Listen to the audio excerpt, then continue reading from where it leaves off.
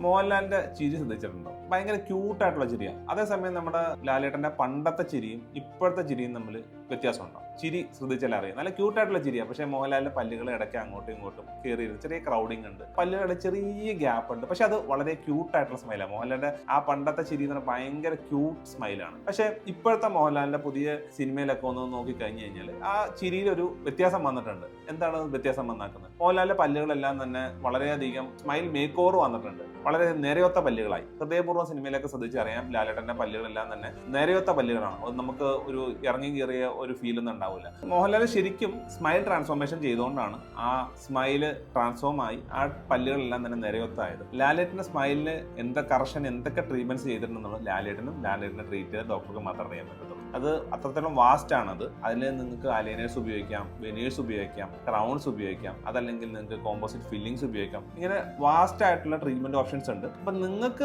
ഏത് ട്രീറ്റ്മെന്റ് ആണ് യോജിക്കുക എന്നുള്ളത് നിങ്ങളൊരു കൺസൾട്ടേഷൻ ചെയ്ത് കഴിഞ്ഞാൽ നിങ്ങൾക്ക് മനസ്സിലാവും.